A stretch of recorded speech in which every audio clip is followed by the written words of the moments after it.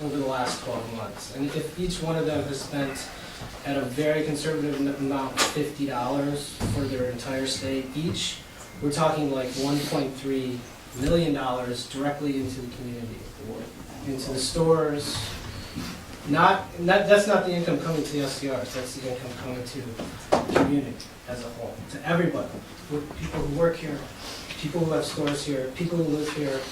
The other option too, the other aspect of this is that, you know, as Airbnb or STR owners, we are compelled to take care of our properties, to maintain them, to update them, to generate more workforce to do that work, to keep assessments from declining, which means that we are also adding to the biggest part of your budget every year. Okay. That's it. We'll get back to you. Hi, okay. I'm Jiggy Schnee, and I do not have an Airbnb. I don't have a vested interest per se. I opened the gallery in town about a year and a half ago. It's called Collective. It's right across from CPW. And I'll tell you this, I've had 6 shows, and out of those 6 shows, I would say in 10 pieces per show, 2 would sell per show. Out of all those shows, that's 12 pieces, 12 shows, 12 pieces, only 1 has been bought by a resident. So there you have like actual like numbers of who's buying stuff when they come into the inn. It has always been people who are coming. When you think about it, if you travel, that's when you tend to like want to bring home this thing, this memento of this event. That's my point number 1. It's the finance that brings in. It does bring in diversity. It brings in a younger crowd. I'm not for excluding older people. This is my one point about the exclusivity of reducing the amount of Airbnb. I have 2 small children. When I travel, I used to love to travel and go to hotels. As a family, I never, ever go to a hotel anymore. And when my friends come in town, we don't have enough space to put them. I put them into Airbnbs because they want a washing machine for emergency explosions. They want a place to cook so they can at least like get some breakfast or whatever without going into town. So there are 2 parts. I think one is that it's slightly exclusive to start reducing us for families who want to come in. We see a reduction of people who are families coming in. Okay, thank you. We'll come back. Okay. Sir? Yes, my name is Robert House. I have a short-term rental in Woodstock. I've had it since 2014. I just want to say that in 2012 and 13, when I was redoing a building that should have either been bulldozed or refurbished, the current town supervisor at that time, the building inspector at that time, anybody else up at the town hall knew exactly what I was doing. I made it more than obvious that I was going to use it as a short-term rental, and not one person associated with the town told me that I was in violation of some town code. I did not know that I was in violation of any town code until we started discussing it over the last year and a half or so, and it came out. So that was never mentioned that I did that before I sunk a lot of money into redoing that building. Okay, that being said, in the last 5 years, we have had hundreds of guests that have stayed.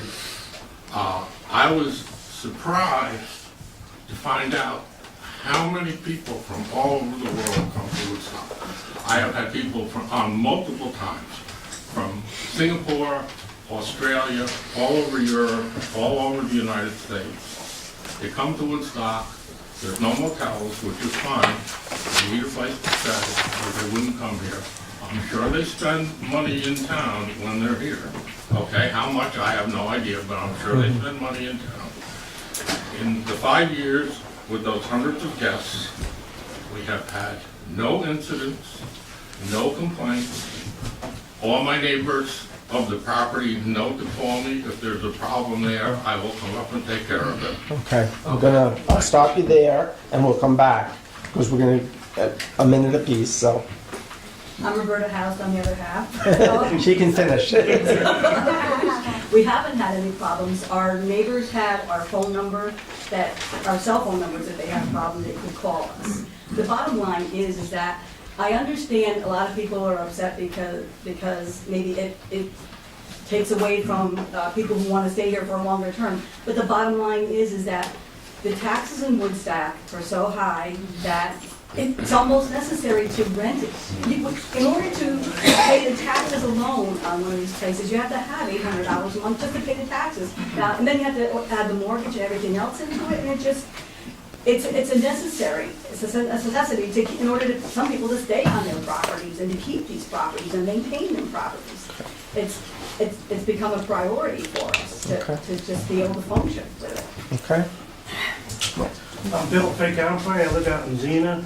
I am against the non-owner occupied short-term rentals because what you're doing is taking away that home from somebody moving in to be a volunteer in this town. I am a volunteer fireman for 29 years. The ambulance squad is having problems getting people. The firehouse is, I'm like the medium age out there, okay? We're gonna fail.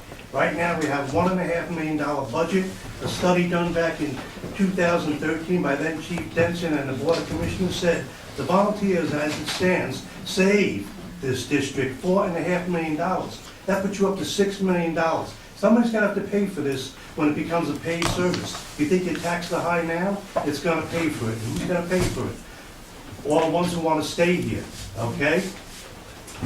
And once that goes up, you're gonna have the lack of coverage because they're gonna be up in Company 1. You're not gonna have the outlying districts. So your outlying districts now are gonna have less coverage and your insurance is gonna go up because you don't have that water supply or that service. So you might be making money now, but it's gonna go. Okay, thank you. Mike? I'm Mike from Town of Saugerties. So this year I'll be running for town council, and I'm here as a listener because the Town of Saugerties is looking at imposing regulation like this. I want to commend the board for bringing this up and doing what you guys are doing. In an ever-changing world, change needs to happen, I feel. I run J&J Tree, other known as the Arbor Barber by some of you in here. And the amount of business that we pull from these Airbnbs is astronomical, especially this time of year. Clients that would not be here during the winter, they rent their house out through the winter and keep their driveway, take care of the property through the summer, you name it. The wood business has actually flourished quite a bit as well. And somebody else said the influx of people from literally around the world is incredible. Thank you. Next, Paul? No, go ahead. No comment. I'm Paul Andreessen. I'm on the town board. So there's Mike McIsaac. He's also on the town board. So the three of us came up just as a listening high rod. Good to see you, and I appreciate you having this forum because, as Mike mentioned, we are looking at the same type of scenario. And we've heard both sides with complaints about noise, yet also we're cognizant of people trying, that need that. Talking about high taxes, I live on the Hudson River in Malden on the Hudson. If you want to talk about high taxes, look mine up. And so, people need to make the extra money where they can, as long as it's somewhat regulated and controlled, and then the people who are the hosts control the activity that the folks are doing there. I don't believe they're all showing up with guns to go shooting in the back of the woods. If they are, perhaps you can, put something in your own personal leases to mitigate. So, thank you. Thank you, Paul. Gentlemen? Yes, my name's Ryan Miller, 23 Laura Lane. I actually met with you three board members about 2.5 years ago now. I've owned for about almost 3 years in Woodstock. We're an owner-occupied STR. When I voiced and met with you board members 2.5 years ago, I told you I'm all for regulation. You had voiced to me concerns of noise and trash. Those were really the big ticket items you had voiced to me 2.5 years ago. I look at the law and I really don't even see that being the focus. And in fact, what I see as being one of the biggest concerns is the power that this law is going to give to the board. And maybe not this board. Maybe it's a future board. Maybe it's none of you guys.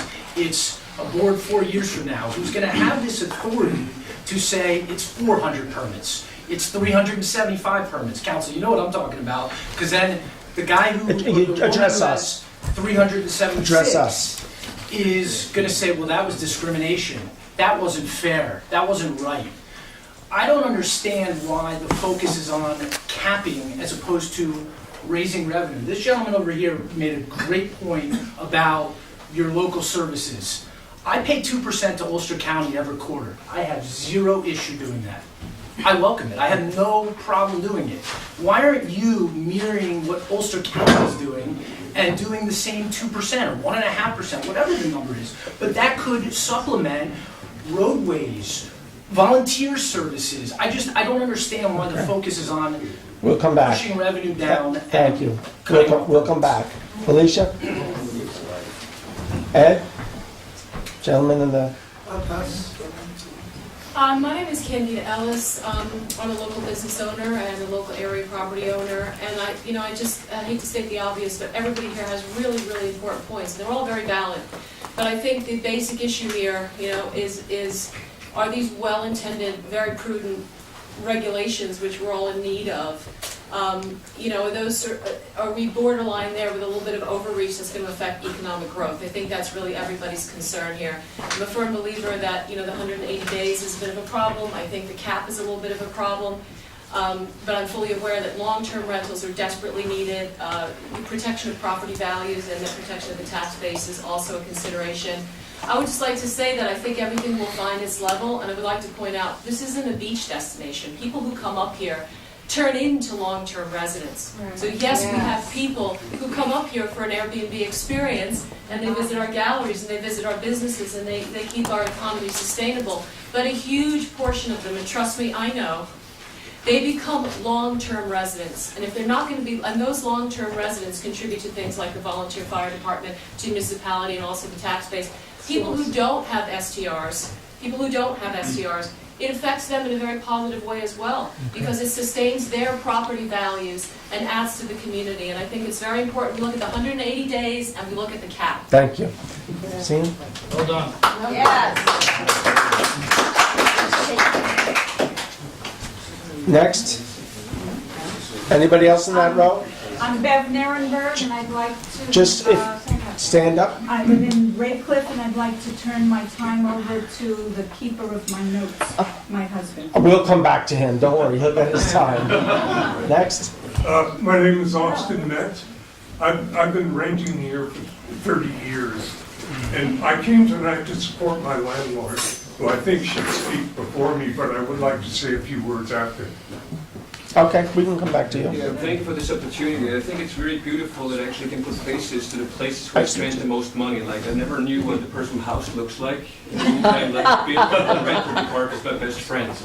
As is Chris from Woodstock building. I'm spending a significant amount of money to actually upgrade my buildings. I moved in 2013, my taxes went up $4,000.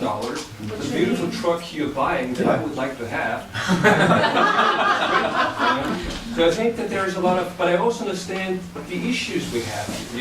Like when I look, for instance, like I live close to the Como. My dog is a permanent resident on the Como property. And we're spending 1.9 You better have a leash on him. Yeah, I know. I don't. You'll find it later on that. Or a license. But I do understand the needs. So if we spend $1.9 million on Como, can we not allocate part of this money to find more low-income housing and fund that? So could it be, like what we said before, there might not be enough properties for locals. We're going to take some money and put it somewhere where it might be a greater need. Okay. When I bought the property, I took over Austin, my American grandfather and my children, and I would like to say a couple of things, please. Okay, so I'll go back to you. And then... Basically, we've been here for 30 years, and 10 years ago, Ralph bought the property, and we thought that was it. He made the rent affordable. He could have doubled it. And so we're extremely grateful. We've been living next to his Airbnb for 10 years and never once had a problem. And the main thing I want to say is, when somebody who is responsible to the town and to the people has Airbnb, I think each case should be looked at, not a blanket regulation that covers anybody that may not, that should maybe not be covered. That's a little tough for a town to enact. I know. So, okay. I'm just here to support. Okay, thank you. My name is Lynn Budeman. I'm Ralph's wife, and I'm the one who's dealing with our Airbnb guests. And so I can only say that for a long time we've been doing this, we've almost never had any problems. People are lovely. They come from the creative community of Brooklyn. I'm an artist myself. I see so many good things happening through these Airbnb inputs and influx that is happening here. I also want to stress what I'm sorry, I don't know what I've got the name. We have so many people who come who are looking to buy houses here and to move here permanently. We have so many young families. We have 3 kids here in schools. We have so many people who want to move up here because there's this vibe about Woodstock that this is the new community, the new place to go as a permanent resident. And the way to get into this is through short-term rentals because many people are not people who are just like, investors that can buy and be here. They need short-term rentals in order to dare to take the step of ownership. Okay, thank you. I'm Kerry Henderson. I live on Tinker Street now.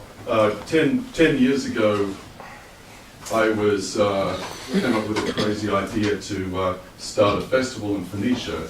It later became the Phoenicia Festival of the Voice. But at the time, working on that, I'd always been paid for what I did. There was no money, and someone suggested, well, maybe you should rent out your cottage out the back. And so we did that, and that sort of became a model for my family to be able to stay here and contribute to the arts in this region. And since then, I've started a number of festivals, most recently the Woodstock Festival of Song, which launched last year, and we're going to do the full festival this spring. So I think there's many people living in Woodstock who are in the same boat. Basically, Airbnb helps them to stay here and contribute to their communities. Okay, thank you.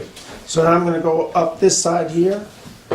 So am I next? Well, No, yeah. I'm good. I can You go good? there. Okay, you're next. My name is Barbara O'Hare, and I'm a realtor in town. And I came so that I can properly explain to my clients who may have an inclination of Airbnb that the regulations have not yet been formulated and what the pitfalls may be for them or the benefits. I've never promoted them to purchase property with that use in mind. I've always been very cautious. Thank you. I think it's important. Okay. Anybody else in that back corner there gentlemen? Yes, my name is Peter Hull. I live in Wittenberg, and I've been a homeowner here for a little over 4 years. When my wife and I were looking for a house here, which we did for more than a year, we decided on this town as opposed to others because we thought it was better regulated. And things like the Woodstock Land Conservancy, things like that, made us really love Woodstock. So we bought a place, and while we were looking, there were a lot of houses on the market. And we just happened to make a deal at the very beginning of 15. And I kept looking because I was in the habit of looking. It was kind of fun. And I noticed in the next 3, 4, 5 months, all those houses were gone. Houses that had been on the market for years, everything was gone. And it's never been the same since. And then I got to know the town a little more. I basically came here to croak here when the time comes, hopefully very late. And I'm inclined now. I'm very worried about the absentee owners. I'm very worried about this place just turning into a business and everybody just talking about the cash flow. And I will certainly make a nice profit on my house. It's the most ideal Airbnb you can have. It's 3 bedrooms. Our bedroom is upstairs. Wonderful. But anyway, if the time comes and this place just turns into a money trap, which it's under threat to do anyway, because of all the economic pressures being near New York and being so wonderful, we'll sell and we'll move on and we'll make a lot of money. Well, don't leave The yet. place will not have volunteers, Okay. as was said. We'll come back. Okay. Next.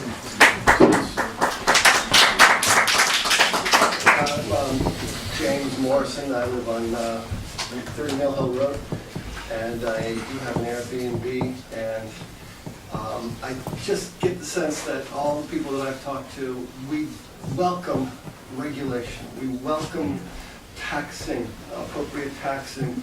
We welcome regulation. What we're concerned about is you know, shutting down, or some towns that I've talked to, they outright bans. And that's what our concern is, because we have to stay in town. And so I applaud the board for taking the time to come up with, hopefully, you know, good regulations, good factors in, good appropriate rules. Thank you. Next. My name is Robin Collins, and I live over in the flat. I manage short-term vacation rentals for several people, who, none of whom bought them as just pure investments. My concern, I like the regulations, I like the taxes, I think it's pretty reasonable. My concern is with the limit on how many days can be rented, and specifically 26 weekends. Everyone knows that the most popular time here is summer, and after summer, the only time anybody wants to come here or can come here is on a weekend. So if you have a popular home, you have to shut it down artificially during the bad times of the year, which are the most expensive because it's time to eat. And that's when the town really needs people to come here and visit. That's when the town is empty and not making money on the visitors. So that's my only Thank you. criticism. Next. Sylvie Ross, I'm a realtor in town. My question is to the board, reading the pamphlets that were put out, is how do you plan on enforcing getting the permits? Will you be checking the property records to see if they're full-time occupants getting a star exemption, or their second home and second residence? Yes, and we do have a list from the county of all short-term rentals in the town. But it doesn't mean that because they have a second home, it's a second home for them, that they are doing short-term rentals. The list is the list of people who are doing short-term rentals. That you know of. It's a pretty comprehensive list. How do you plan on enforcing the maximum of 180 days? Do you plan on posting somebody at the door and see how many Yes. people check in? Also, the host will provide guests with a property map to know the property boundaries. Some homeowners don't have a survey, so do you plan on forcing homeowners to spend money on a survey? Now, a property owner could go to Ulster County Parcel Viewer. Which is not always accurate. It's fairly accurate, though. You can get. This is not a hardship. This could be done. Well, there also a parcel viewer gives you the dimension. Mhm. That is, if you know that your neighbor's property starts at this point and you have 180 feet from that point over, Right. that is your property. Right. So that's But, very you know, here's the thing. When you come for a building permit, say you're going to put an addition on, you have to give accurate measurements to the building department in order to get a building permit. Right, So but that's that, not always the case. what do you mean it's not always the case? It Not is. everybody builds on an addition, not everybody gets it. Well, my point is, though, that the town is already asking for dimensions, so these are not hard numbers to come up with. In that case. You could make a tax map work. Yeah. Well, the owner should know where their boundary is. I mean, the owner always should know where the boundary is, and they should tell the renter where the boundary The is. problem we've had, and complaints we've had, is that people come up, don't know the boundaries, they end up in the other person's property playing football or... On their front lawn. And that's why it's there. Yeah. It's not a major piece of this legislation. We're not looking for down to the inch where the property boundary is, but, okay. So, Last question, and then I'll come back if you have more. to these people strongly opposing the Airbnb, venture, were they present and did they object to all the new restaurants and bars opening in town that cater to the city people and charge $14 for a burger and $45 for a steak? Because if they do frequent those establishments, that's hypocritical on their part. to Okay, criticize thank you. them. Next. Judy. Judy. My name is Judy Solano. I'm a relative newcomer. I've lived here for 48 years. I'm here because I care about the town, our community, and my neighborhood. Many people have spoken up about Airbnbs. This is not the first time I've been to a meeting about this. They have a financial interest, and it's definitely a motivating factor. It takes an extra effort to come out for those of us who want to see the character of Woodstock remain strong. Back in the early 80s, the town board tackled very thorny issues about zoning and had the courage to make tough decisions to preserve our quality of life. And it was, again, in those days, it was a different kind of financial incentive, but it was a financial incentive. But we managed to preserve what we think is important about Woodstock. So, B&Bs by definition are owner-occupied, and I wish you would limit them to owner-occupied only. Yes. I also wish that you would make provisions in the law to address the number of secondary structures that are popping up all over town. Where once a property had one residence on a person, now there are two or more. The character of our neighborhoods is deteriorating. There are strangers racing up and down our roads. When you no longer know your neighbors, you lose that sense of community. I drove by the Lake Hill Firehouse tonight and I saw the sign asking for volunteers. It's up there a lot. And I know they're not going to come from those who come to Woodstock for a weekend. But you can be sure that those people will be putting demands on those services. Thank you. I'll continue across. Next. Angela, anything? Who? Bob. Hey, Bob. you. My name's Bob Young. Stand up. We can't see you. He is standing up. Stand up. He is standing.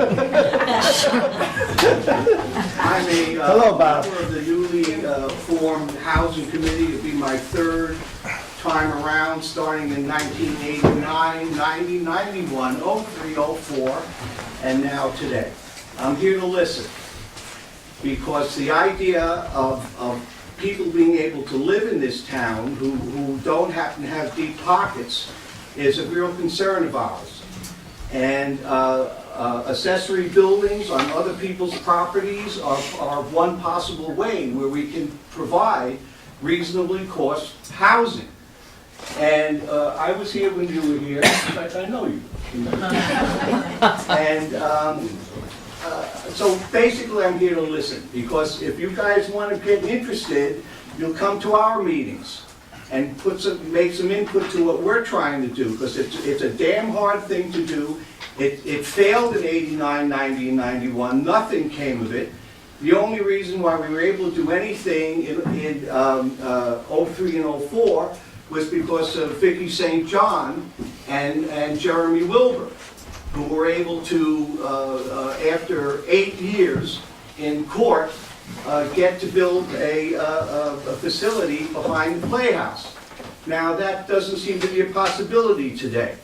And so we're looking at all different kinds of things to address the housing issue in Woodstock. And if you guys are all interested, you'll keep your ears open for our meeting and you'll come be a part of it. Thank you, Robert. Next. I'm Stephen Green Armitage. We've been renting since the late 80s.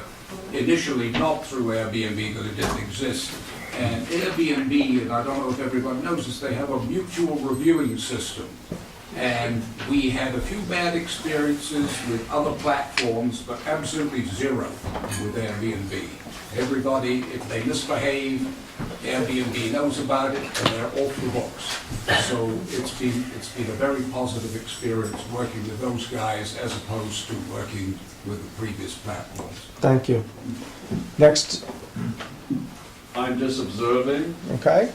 Next. Hi there.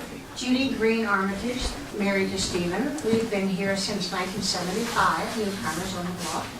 And our taxes went skyrocketing. We paid $70,000 for our house, modest house. Our taxes have gotten so high on that same residence, we put $140,000 into it to make it a little bit larger. Built a playroom for our son, who's now 39. Anyway, I digress. We couldn't stay there. I've been here since the 60s, man. And I broke up with someone who said, stay out of Woodstock, it's my territory, I'm here. So that, we have to. We need Airbnb, we need to pay our taxes. We think that the platform that you're offering is great. I question a couple of things. One thing is, if someone like us lives in their home to pay their taxes, I think that's great. That's what we have to do. But to have someone come from wherever they come to buy 1 or 2 or 3 or 4 or 5 houses, I know someone near us who's on his 5th house.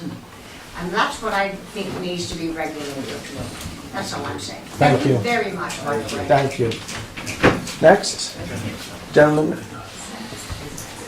My name is Virginia Kaufman. I actually manage a couple of Airbnbs. I act as a local host.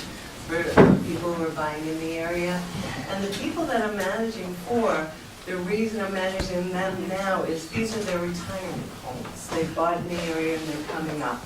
In the meantime, they're having work done. I meet all the contractors. I make sure I hire all the local people. I make sure I hire local cleaning people. And I make sure that there's no trouble. My husband and I have been in the hospitality industry for over 25 years. What we do, and we make sure that everybody's taken care of. Thank you. That's it. Yeah. Lady in the red?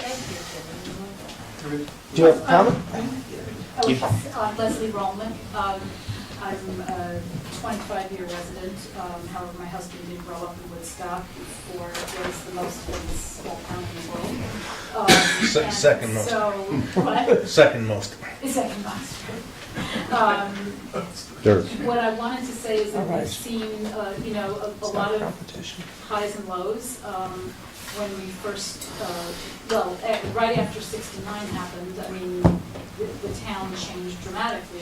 The influx of tourism, I think, really changed the town at that time and since then. And it's had its fluctuations. You've seen the fluctuations raising our children here, in the population and the schools closing and all of that changing since we've been here. And I think that there's just a lot of new blood coming in. I really do agree with a lot of, I agree with everything that people have said. And it's very hard to come up with ways to regulate this kind of thing in an equitable way. But I do agree with people saying that it brings a lot to the economy of this town. There are people, we had guests from Germany. I was like, how did you even think to pick Woodstock? And, it was just kind of it's been an amazing journey. We only started just not even a year ago. And I would say the gentleman who mentioned how much we estimated people spend per weekend, I would absolutely say double that. People spend a minimum of at least $100 to $200 a week. One at a time. Because most people eat out. And, and so all of these restaurants are getting a lot of business and we're talking a lot of income into the town. And again, the same thing, we keep our property up in a different way. I mean, I can tolerate if you're, eating some of my stuff and I might not necessarily replace it. I have to keep my gardens landscaped, etc. So it's, again, it's work and economy that trickles down every year. Okay. Bill? Yeah, hi, I'm Bill Weissman. I live in Lakeville for about 22 years with my family. And so I'm feeling sort of both sides of the issue. Woodstock's gone from 40 to like 70% second homeowners. I don't know if that's the right numbers, but it's gone way up. So our longtime neighbors moved, and we had a young couple next door, and they turned the place to Airbnb. They'll rent out to 3 couples at a time, and the properties are on top of each other, and we sort of feel, it's friendly, but it's not our neighbors. Anyway, 3-4 years ago, I inherited a cabin, a 1-bedroom cabin in town, and I put a lot of money into it to renovate it and turn it into a B&B, and bring it up to code. And it's been great. So this is going to become my retirement income, which I'm getting to now. And for all this, I feel for both sides of the issue. If regulations come to a point where it's not worth doing B&B, we'll just rent. So that wouldn't be the worst thing in the world either. Next. Next. Anybody in the back there? Yep. I'm Sarah Maxwell. I live on Pluckin Lane. I was born and raised in this area. I was born in Kingston, lived in Woodstock as a kiddo, and then was away. When I came back, I opened my house to an Airbnb about 4 years ago and did it for 3 years. And then I took it off the platform because I was becoming very conflicted about the housing shortage, about the impact of this kind of tourism on our on our environment, you know, shops and all of that is great, but I'm seeing what's happening to a place like the Big Deep, which is getting overrun, and it's not the place that I used to go to when I was a child. I look at what's happening to the trails, Cattersgill Fall Trail. You go up Overlook Mountain and it's like you need a traffic cop practically. And I'm very concerned because those are areas that don't get any income. And so how is the town going to support those are the things that make this town special. And I think that's a very important thing. And we, as people who are running Airbnb, you know, short-term rentals, need to be sensitive to that part of what's beautiful about this area. Thank you. I'm also very concerned about the lack of affordable housing. Anybody else in the back standing up want to speak? Yeah, I'm John Allen. I live up Ohio Mountain Road, and we are new, really new. We bought our place 4 or 5 years ago. Yeah. It was a 3-family dilapidated teardown with rats and other bigger animals living in it, and millions, really literally 100 truckloads of garbage to be removed. We removed it all. And no septic system. They were dumping sewage right in the creek. We have downsized that to a single family, 1/3 the size home that we use. My wife and I are both creative professionals.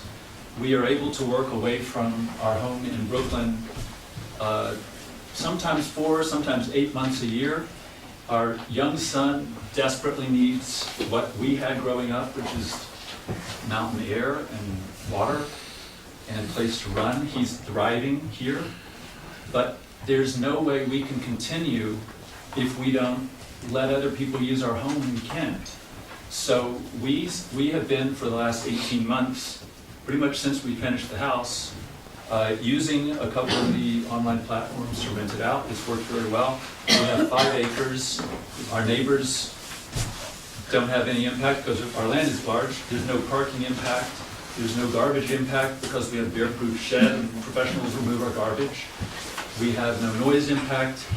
I'm not quite sure what these regulations have to do with us. I do understand that they are needed for a lot of other people. My concern is the vagueness and the lack of specificity in what I read. It gives you the right to, as somebody else has said, to jack the numbers wherever you want once it's enacted. That could mean that we have to sell our house, which is not a second home. It's the only home that we own. We rent a tiny apartment in Brooklyn. So, you know, we are all for the board doing what you do really well. You've done a great job of keeping chain stores out of Woodstock. There's an incredible volunteer community here. That's what attracted us to Woodstock. We feel like we came to something that still has the vestiges of an arts community with utopian ideas. I'm going to ask you to wrap that up, and we'll come back.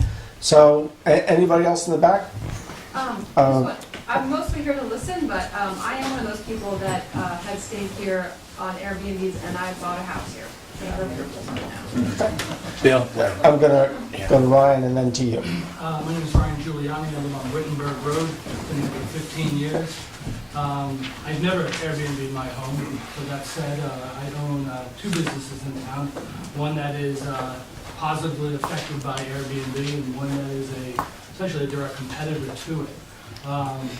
That being said, you know, I feel Airbnb is very positive for the community. It's brought in a lot of new people into our town.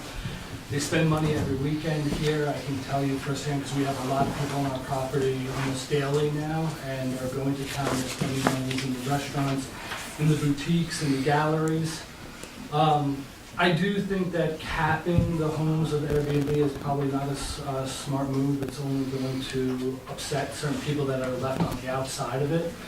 And you know, I think that the board's proposal so far is very good. I think taxing the people and regulating them is important to keep their neighbors happy and keep the community happy. But allowing Airbnb to be in this town, I think, is necessary because the biggest economic driver in this town, and maybe some of us like it or not, is tourism, and that brings people here. Okay, thank you. Hi, I live and work over in Shandaken. Your name? Amy Rosen, and they will be bringing in some regulation over there. So I'm mostly here to learn and listen. But I was just thinking about, a few people in the room said this is how they got here. Before the term Airbnb even existed, I rented a house from an artist weekends in the summer of 2009, I think it was. It was the best decision I ever made. And it led to a string of additional short-term rentals back before there was such a term. I bought my place in 2012, moved here full-time a few years ago. I love it. Now, I just wanted to throw that out there. But I also wanted to ask a question. I'm a big fan of Airbnbs and short-term rentals. I use them extensively when I travel. I was curious about a comment made by this gentleman here in the green jacket. Actually, if you want to talk outside, we're... No. no. It's a question to you about something he said. Is that okay? Okay, you can address it to us. Sorry. Sir, you mentioned concern that these permits, when they eventually are given, will transfer with the houses. Wait a second. She's addressing us, not... Yes, there's no... yes. I wanted to ask you guys sitting there if that was so, if they would run with the properties, or go from, each new owner would potentially have to reapply. How do you see that working? The new owners would have to reapply, but they wouldn't get kicked to the end of the line. They'd just come in and reapply and put an application in and make the necessary adjustments to any of the applications, and it would just continue on. Thank you. Okay. There would be an end of the line though if there was a cap. Hold on. Thank you. I'm gonna, don't. Who was the other gentleman? There we go. Yeah, hi, I'm a realtor. My name is Peter Lanning. Most of my clients are millennials in Brooklyn. They started Airbnb, and eventually they buy houses here, and eventually they move full-time. And here that I'm seeing Sea of Gray, and I'm one of them, we want to see some young people coming in. So just recently, 2 of my clients moved up here full-time in their 30s. Also, the tax cap of $10,000 taxes that you can deduct is also creating a problem for our buyers. So Airbnb helps them to defer that. Thank you. Okay, so has everybody had an opportunity to speak once? Okay, so we're going to start back at the front here again. I'll give you a... And you know what? Is there anybody there? Well, there's people going out, maybe they can come in. Yeah, come on in, there's a chair here. Hold on 1 second, let everybody get... Let us swap. Okay, with the public hearing's not... Public hearing's not over.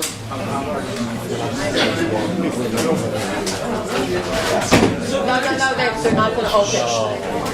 Go ahead. Yeah. Shh, come on. Bye. See you guys. Thank you for coming.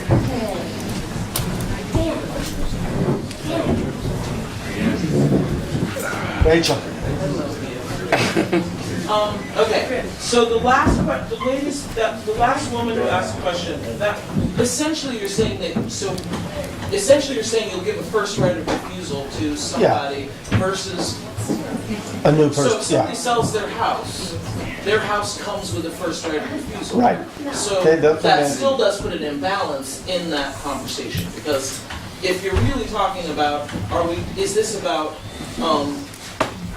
I mean, that just sort of doesn't sit right with me. So I'm going to say that. It doesn't sit right that you would give somebody a first right of refusal when they sell their house. I'm going to try to just go through this in like lists, in the list of the notes.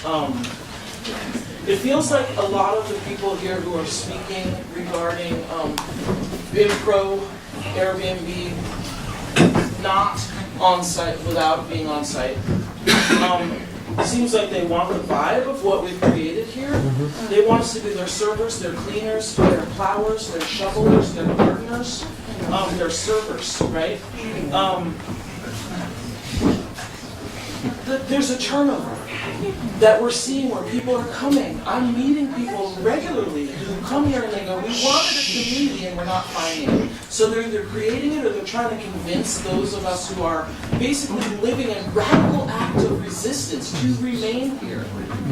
There's an imbalance, and so that's not working.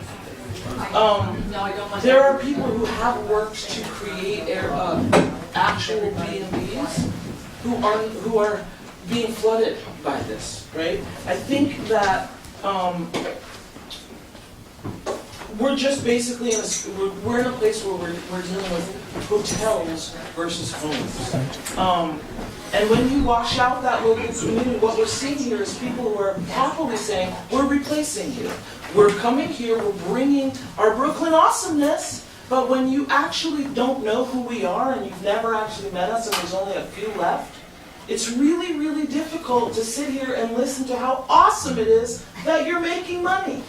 Okay. And so I'm going to continue around the room. I would just remind everybody, this is a public hearing on a specific law. So if we could try and tailor the comments moving forward to specific parts of the law. I haven't spoken yet. Okay. No, we're going to go in order, but I will take anybody in the back who had not had a chance to speak first. All right, my name's Dan Wynn. I'm a resident of Woodstock. I've owned properties around town. Right now I own 2 properties. I don't do Airbnb. But I just want to say that in my observation, there's always been a large percentage of weekend properties in this town. 20 years ago, 50% of this town was weekend properties. But most of the time, those properties sat empty. They didn't benefit local businesses. Local businesses go through this whole starvation cycle because of it, because those houses sat empty. So starting about 5 years ago, the Airbnb revolution happened, and it's really changed the town business climate. It's brought in a lot of younger people. We're seeing it. I'm a realtor also. I'm seeing young people who came here as Airbnb people, and now they want to be here permanently. They don't want to buy a house necessarily to rent out and make money. They want to move here because they're exposed to it. So I think I'm against limiting the number of Airbnb rentals. I think we should let this thing ride out and see where it takes us. I think it's been positive for everybody so far. Thank you. Hold on, you had a chance to speak. There was another gentleman. Yeah. Okay. I'm Chris Burkhalter, and I live on Ray Flood. And a point that I want to make, which I don't hear any part of this, is I've been here for about 15 years. I did a renovation on my house. We buy our groceries in town. My wife gets our hair cut in town. We spend a lot of money in town. And we're permanent residents. All I hear is that Airbnb are the only ones that seem to be supporting the town. And I think the local residents are supporting the town also. Thank you. The other half of Chris Burkhalter, and I'm listening to all the comments, and I ceded my time because I wanted to hear what everybody had to say. And I can see both sides to this, I really can, and I can understand it. My big concern is, and my question for the board is, I don't even know if you can find this out, the lack of affordable housing. Everybody, people talk about, like my husband did, about people coming in, people living here, people wanting to stay here. But if people are buying up houses as investment properties just to Airbnb them, that obviously is going to decrease the number of affordable properties that there are for people who want to move here and live here permanently and full-time. And volunteer and be part of the volunteer firemen and on and on and on. So my concern and my question is there any way to find out or monitor, and I have to say I am in favor of capping the number of properties that are used as STRs, because for all the reasons I just gave. People keep buying up these properties, and without the regulations that you're considering, there aren't going to be any houses left for anybody to buy, or anybody to rent long-term, as these 2 ladies were talking about up there. So that's a real concern of mine. Okay, thank you. So I'm going to start back in the front row and just keep working back and give everybody another opportunity. No, good. I'll say something. I was actually here just to listen, but I do feel like listening to everybody, I want to bring this up, and I'll say this personally. And just so everybody knows, so I own Sharky's, the meatball shop in town. Little tiny shop, 300 square feet, that's Good it. meatballs. Thank you. And I say this because I work 12 hours a day. And in the wintertime, I work by myself. Even the days that I'm not there, I'm still working. If we did not have a vibrant tourist economy, I would not be in business. And I work, again, 12 hours a day. The locals support me in the wintertime, thank God and thank you. But it's not enough money for me to survive year-round. And the weekends in the wintertime really give me that boost because we have a sudden influx of tourists. Again, thank God. If we didn't have this, I would not be here. I would not have my business here. I would not have a job.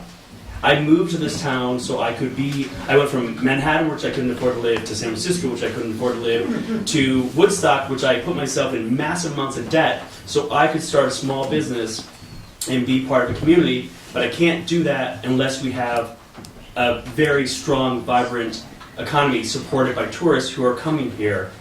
So Bill, you mentioned about we should speak about the law that's on the table. So I think what everybody in the room, without exception, has said is they're all supportive of regulation and fees. I haven't heard one person say against that.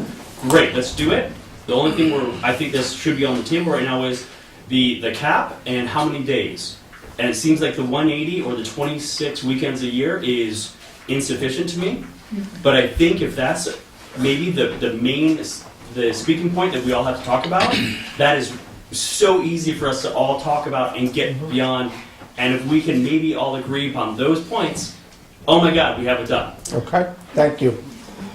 I'm going to skip you. I'll talk to you tomorrow. Tim?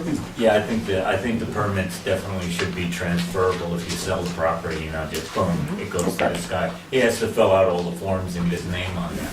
But also I want to say is that for the last 20 years... So to clarify, the right to B&B should be transferable. Yeah. The application should not be. Okay. Yeah. And I also want to say for the last 20 years, I have been a long-term landlord. And if I was 20 years younger, they'd all be Airbnbs because I have control over the property. Absolute control over the property. It's clean. It's everything. I have tenants. I pick up after them all the time. They're pigs. And they should, before you become a tenant, you should take a class on how to be a tenant. How to be a good tenant. Next. Can we not generalize people? Yes. Good question. Lloyd? Okay, the only thing I'll say to reiterate is that a lot of the people that come and do the short-term rentals ultimately do decide to move here. They are younger, they do telecommute to the city, they spend more and more time here. But I want to point out that we have at least 3 relatively new schools, not all because of the short-term rentals, but because of the young people that are moving into Woodstock and Ulster County. The day school is now, 15 years old. Sudbury School is 10 years old.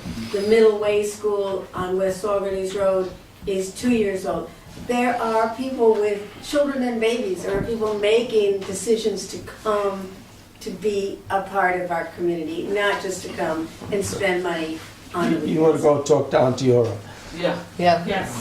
There's no children there.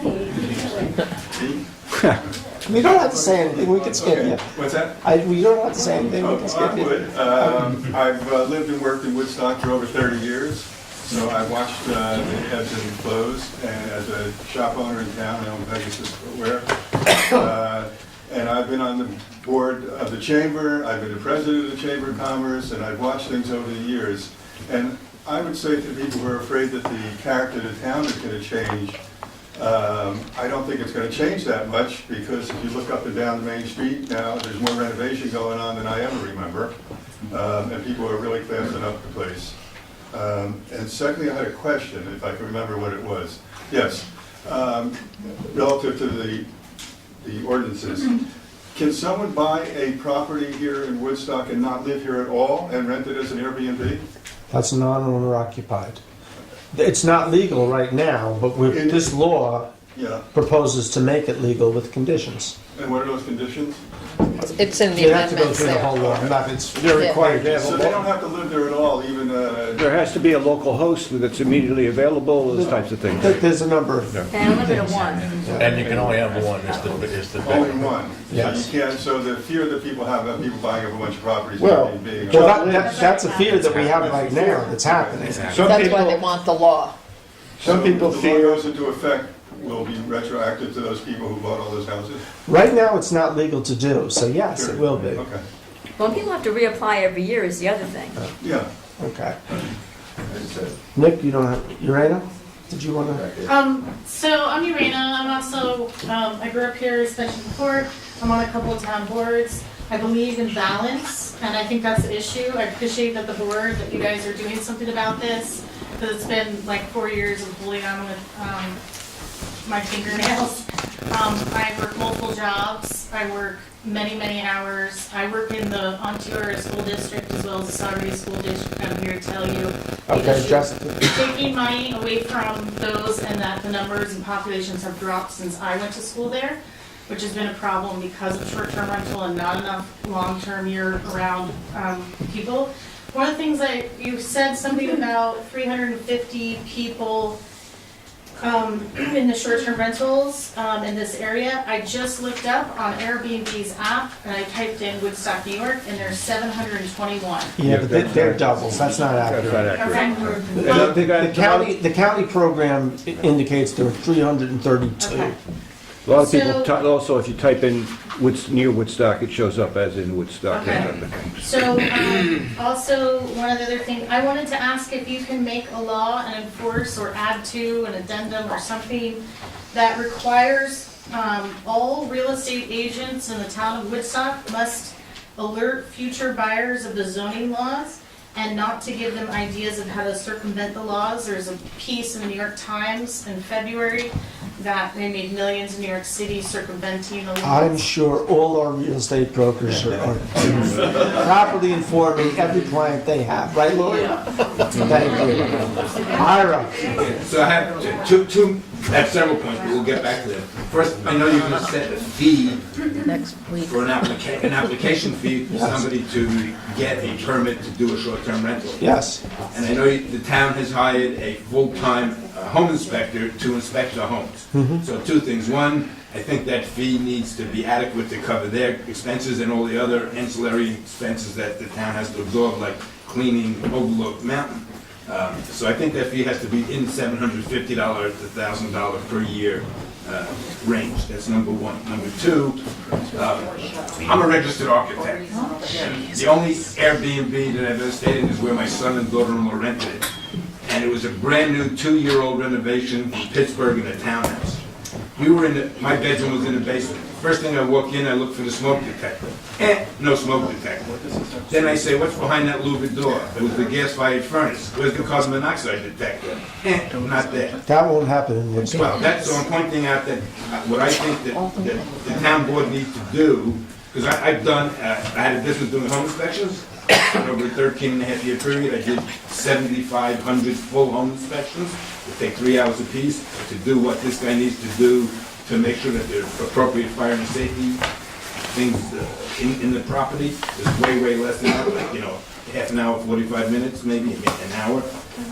You need to have a list so that property owners who are buying them or planning to apply for short-term rentals know they have to have smoke detectors. Windows have to be a certain size. You have to have a self-closing 45-minute hour rated door from your garage to your house, and so on and so on. The inspector is going to provide all that. You'll be doing all of that. Those costs Hold are on. referred to What's that? the owners?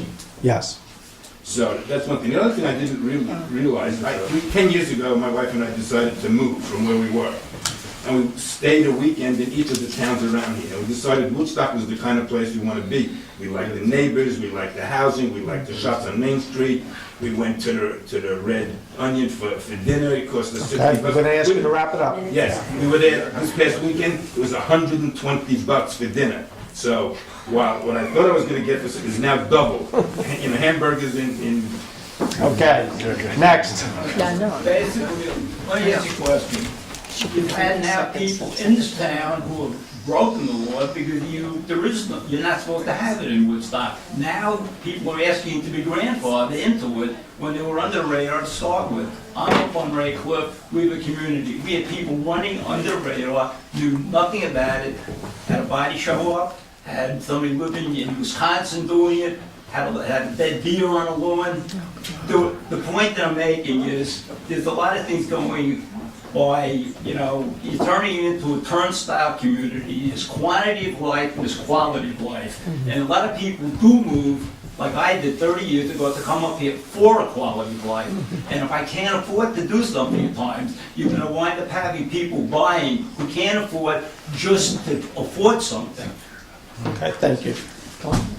I just want to say that, we've talked about the money. It's not just about money, Airbnb. It is about community. I came up here and stayed in an Airbnb. First time I visited Woodstock, a year later I bought my house. I lived on my property. And, this is our business, and everybody here lives here, whether they do full-time or they don't. And they all pay their property taxes, and they all have their life revolves around Airbnb, and also their planning with future life things with their properties. Anybody who owns property does. And they want to be sure that they can plan for the future, that a law is detailed as possible to know what the future provides to occur, to their lives and then possibly a potential buyer in the future. So we just want to make sure that the laws detail that. So we understand that caps aren't going to bite us in the end, or non-owner occupied Airbnbs aren't going to bite us in the end. And I also want to say thank you to the board for working on this very hard for the last, long time. It's been a while. And you know what, Martin, thank you, because you and I have had a lot of exchanges back and forth, and I do appreciate that. I've had with a number of you here, so I do appreciate that. It's been very productive. So let me ask, does anybody else have anything with specific to the law? Not that Airbnb is great or the demon, specific to the law. So I'll follow. Carrie, you go ahead. You're next. Yeah, specifically just the provision in the proposal about properties with 3 or more units that would be prohibited in those properties or buildings to Airbnb. I live in a building, my family live in the building, and we rent out 2 little apartments on flexible terms. Sometimes it's a year, sometimes it's a couple of months, sometimes it's a weekend. It's sort of how we make the finances and pay the taxes and everything. So I think that particular proposal needs to be looked at in the light, particularly of people who live on the property. Okay, thank you. Yeah, no, you're on. Yes. Yeah, I just wanted to interject one little thing. There is something on Airbnb that's called Airbnb experiences, which is not just for homeowners. It's for people who have no houses. They can offer so-called services. Like so you can sell yourself as a little entrepreneur to offer perfume making, all kinds of services. So it's something that everybody could benefit even without ownership. Anything specific to the law? I'm sorry. How? Roberta? My question is the 180-day limit, I guess. That's my concern. So let me ask you, how many people here, I'm going to take is it legal for me to take a survey? Sure. How many people here are owner-occupied where you live where the house is, and how many are non-owner-occupied where your rental property... So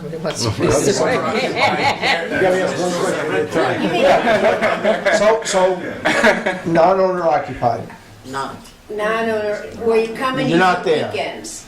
You're not there. You don't live there. You're not living there. You don't live there. It's not your house. It's not your primary residence. It's not your primary residence. 1, 2, 3. Okay. And then there are people here who are not raising their hands, who are not occupied or Just ratting them out. How many people have the rentals on their property where they are? You guys didn't raise your hands at all. What was the question?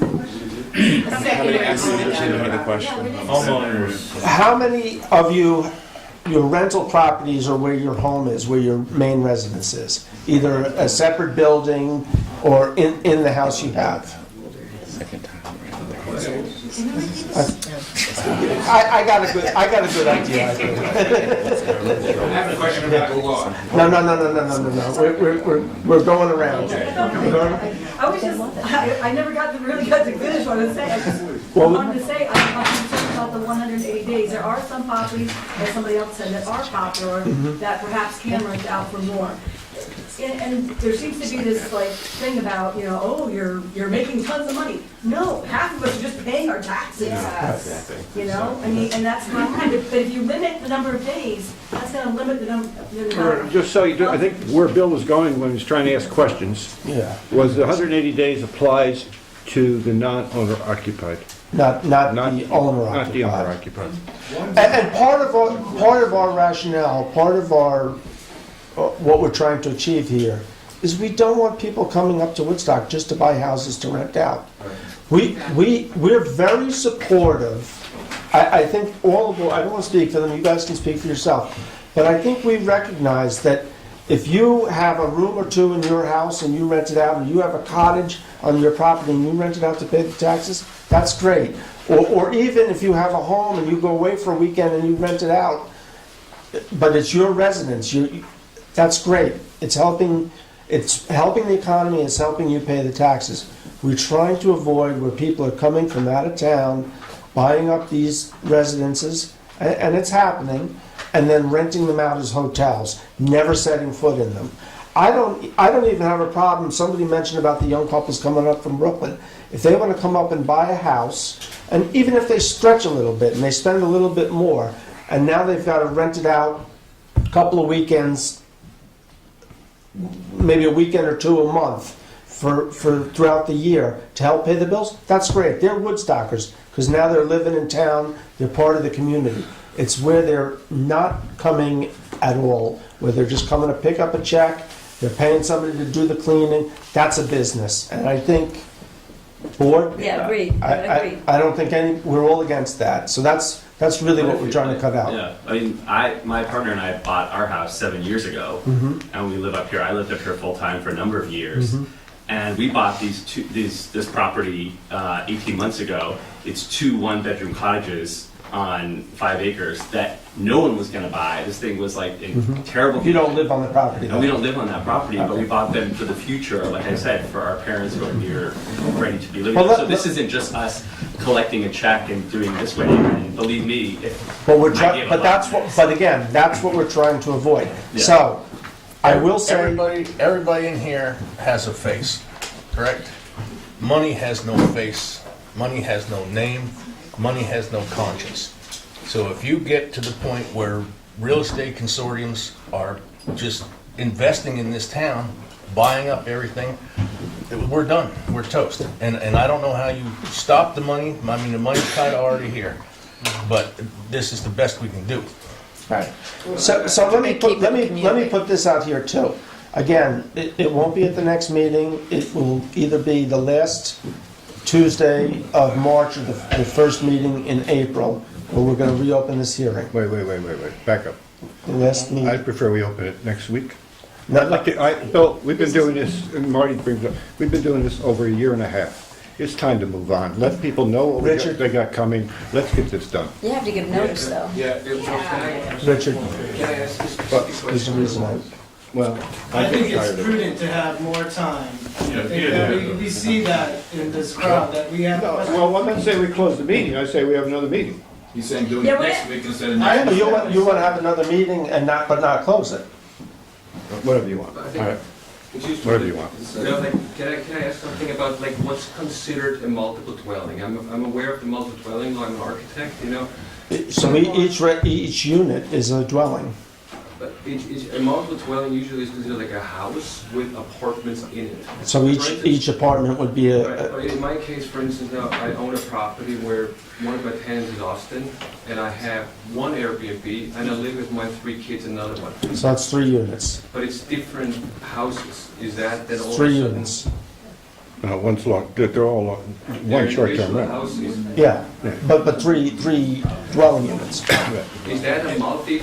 Well, on the same property. Okay, hold on. On the same property, are you talking about the same property? It's on the same property, but it's individual building, so I'm gonna rent one house out to my tenant here, as he spoke up. You have before. three dwellings. So listen, we're gonna get back to going across, because we kind of stopped. So, you already, now, I know, I was next after. we're already back to Roberta. Now we're back to, yes. Bill, do you have anything? Yes, I do. I want to talk about your regulations there. They have no substance the way they stand now. Okay, you talk about handing out a map to these people coming in. For what purpose? Because you don't want them trespassing.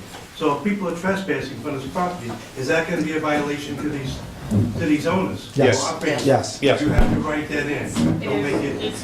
It's a violation. No, yeah, read the bottom. Okay. It's get To us. get 3 or 4 violations, it may be revoked. Pick a number and say it will be revoked. No, not may. Just say that. Okay, hold on. Okay, you have to, otherwise you got no substance. You're not saying anything. Okay. 3 or more. Yeah. It said may. Okay, so I'm gonna go to the Oh, I next. got off your mind. Well, there's a reason for that. Oh, you're right, I'm sorry, I There is a apologize. I reason for apologize, that. yes.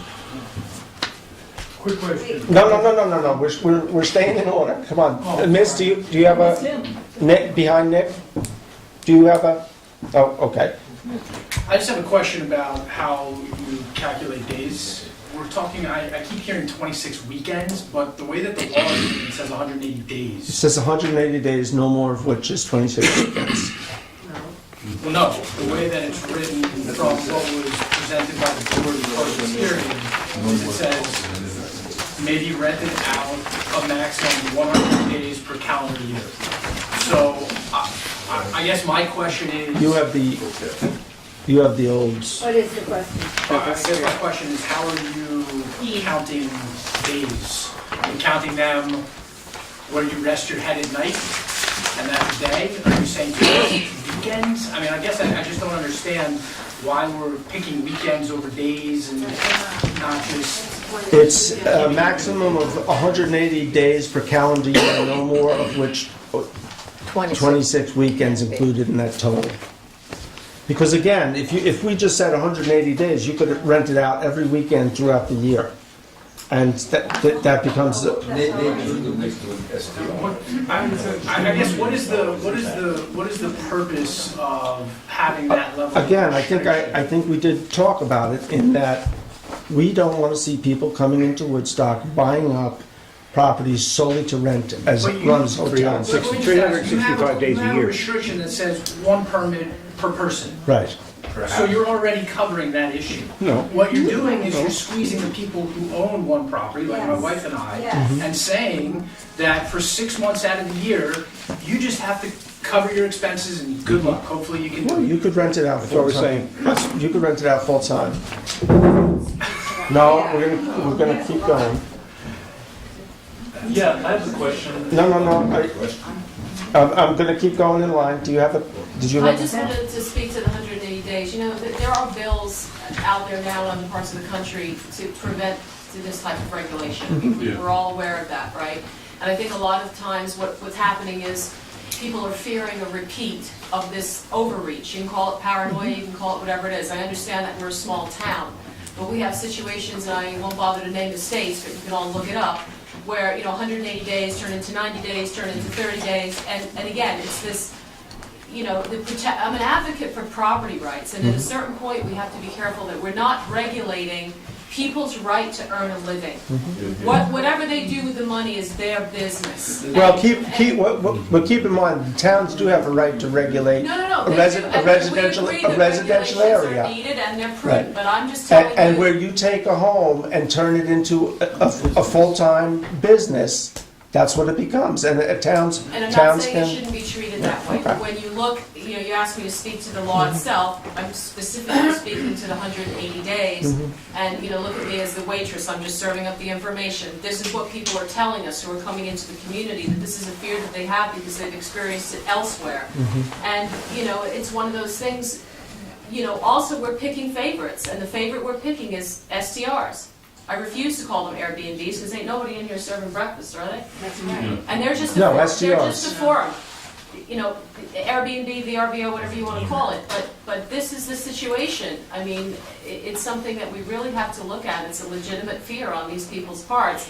And where is it going to end? Because everybody has a clear position and everybody has a clear point. But I truly believe that water is going to find its level. I can't imagine that some massive consortium is going to come along and buy the entire town of Woodstock. Okay, I'm gonna jump to the next person. Already happened. Gentlemen. Okay, yeah, so I'm watching what's going on here, I see you guys, there's like 8 or 9 of you guys here at 9 o'clock at night, you're working hard to hear all this.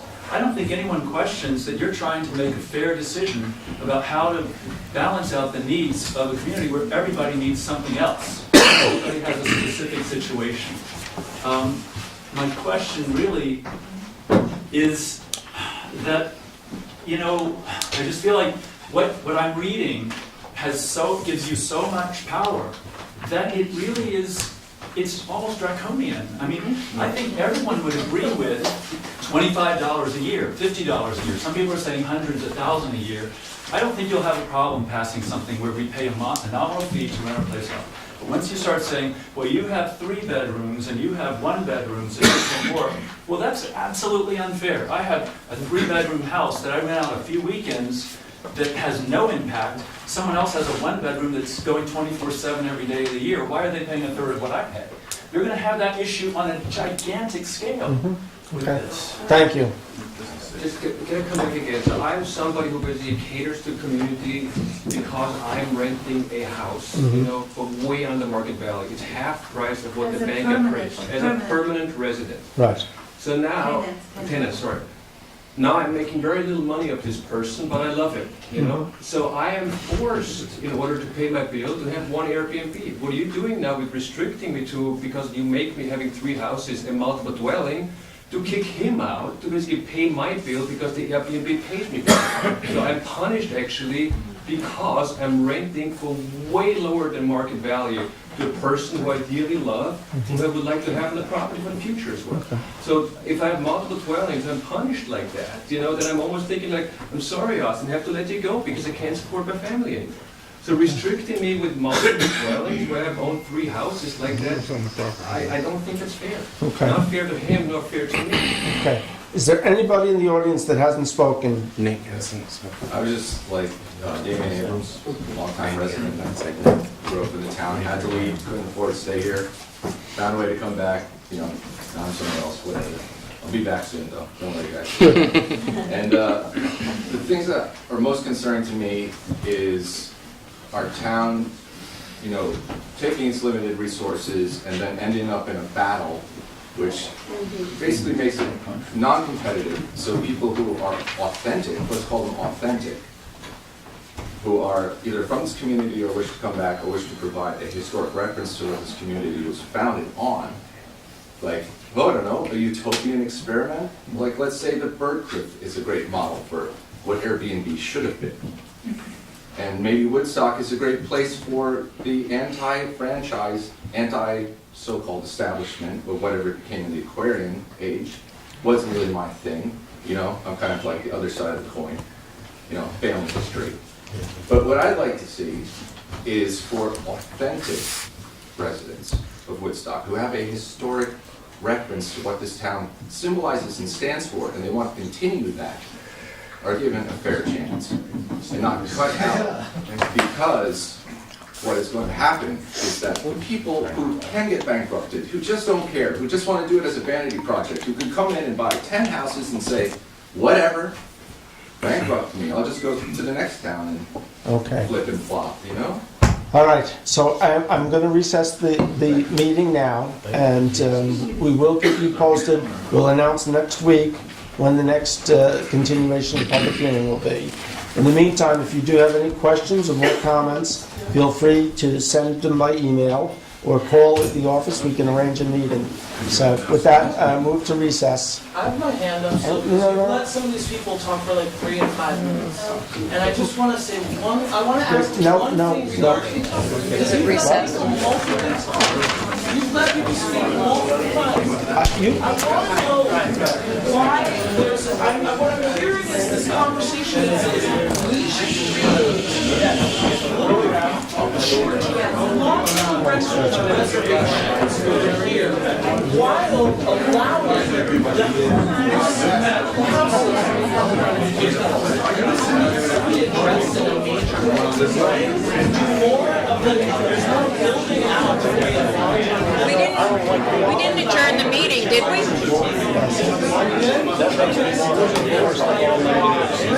No, you recessed the, just recessed the hearing, we didn't adjourn the meeting.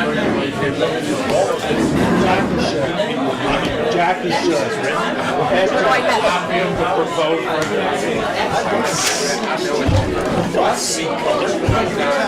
Hang on, I just gotta make sure I have one for myself. Hang on. It won't be at the next meeting. Two comments.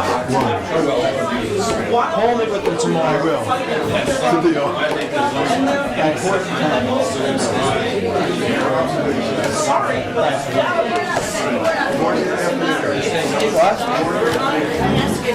Actually, call me Thursday. I have to go to Albany tomorrow for here. Big. It should be big. First violation, second.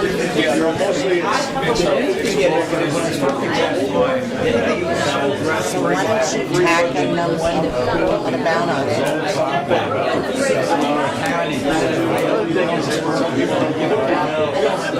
I can't hear you.